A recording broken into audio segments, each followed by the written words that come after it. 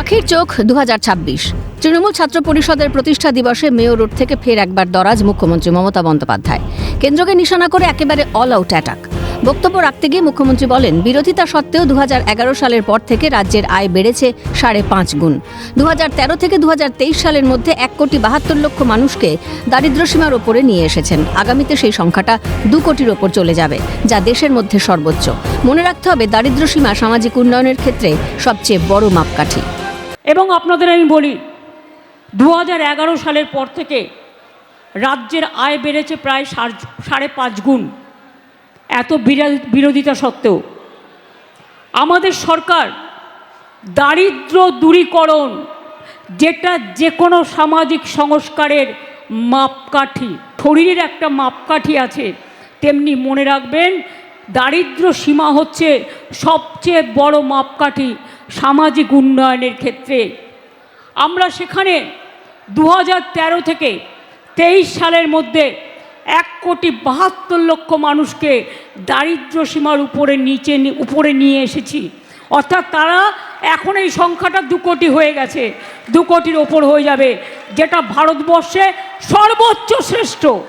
বেকারত্ব নিয়ে বলতে গিয়ে মুখ্যমন্ত্রী বলেন, যারা বলেছিল প্রতি বছর বাংলায় 2 কোটি মানুষকে চাকরি দেবে, তারা এই 14 বছরে কত কোটি মানুষের চাকরি খেয়েছেন?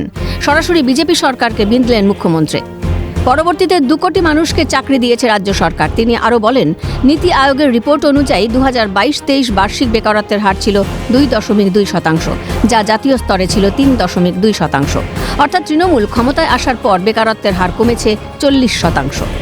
আপনারা জানেন, বাংলায় যারা বলেছিল বিজেপি সরকার প্রতি বছরে 2 কোটি লোকের চাকরি দেবে, তারা প্রতি বছরে কত কোটি লোকের চাকরি খেয়েছেন এই 14 বছরে?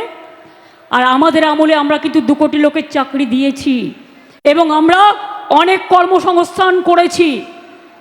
মনে রাখবেন, নীতি আয়োগ পর্যন্ত, এটা আমি বলছি না, নীতি আয়োগ বলছেন, সেন্ট্রাল গভর্নমেন্টের তৈরি করা, তারা বলছে 22-23 সালের বার্ষিক বেকারত্বের হার ছিল মাত্র 2%, জাতীয় লেভেলে যা ছিল 3.2%, অর্থাৎ আমরা 30% কম ছিলাম, বেশি ছিলাম।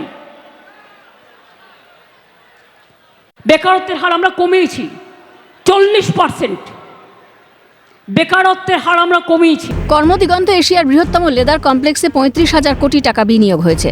7.5 লক্ষ মানুষের চাকরি হবে। বেঙ্গল সিলিকন ভ্যালিতে 27,000 কোটি টাকার বিনিয়োগে 75,000 আইটি কর্মসংস্থান হাব তৈরি হবে। এছাড়া মেট্রো কোচ, ওয়াগন ফ্যাক্টরি, জাহাজ factory, steel factory, power factory, Deucha Pachami, Jangalmahal, 6টা economic corridor, industrial park, MSME, small scale, medium স্কেলে 1 নম্বরে রয়েছে বাংলা। এমএসএমইতে মেয়েদের কর্মসংস্থানের দিকেও বাংলা ভারতের নম্বর 1 বলে দাবি করেন মুখ্যমন্ত্রী তথা তৃণমূল সুপ্রিমো মমতা বন্দ্যোপাধ্যায়। কর্মদিগন্ত এশিয়ার বৃহত্তম লেদার কমপ্লেক্স, 35,000 কোটি টাকা বিনিয়োগ হচ্ছে, 7.5 লক্ষ লোকের চাকরি। বেঙ্গল সিলিকন ভ্যালি 27,000 কোটি টাকার বিনিয়োগে 75,000 আইটি কর্মসংস্থান hub. Metro coach, wagon factory, জাহাজ factory, steel factory, power factory, Deucha Pachami, Jangalmahal, 6টা economic corridor, industrial park, MSME, small scale, medium scale, আমরা নাম্বার 1। স্কিলে আমরা নাম্বার 1। এমএসএমইতে মেয়েদের কর্মসংস্থানের দিক থেকে সেলফ হেল্প গ্রুপে আনন্দধারায় আমরা নাম্বার 1 ইন ইন্ডিয়া। রাজ্যে কর্মসংস্থানের অভাব, শিল্প বিমুখ বাংলা বলে যারা শাসক দলকে কাঠগড়ায় তুলেছেন বারবার, তাদের অভিযোগকে নস্যাৎ করে উন্নয়নের খতিয়ান তুলে ধরেন মুখ্যমন্ত্রী। তিনি বুঝিয়ে দিলেন, উন্নয়নের ধারা অব্যাহত রাখতে ও শিল্প সম্ভাবনাকে ত্বরান্বিত করতে উদ্যোগী রাজ্য সরকার। ক্যামেরায় গোপাল সেন ও অপূর্ব দেবনাথের সঙ্গে রাজা সাহা, খালেদ জামাল ও বিপ্লব চক্রবর্তীর রিপোর্ট, ক্যালকাটা নিউজ।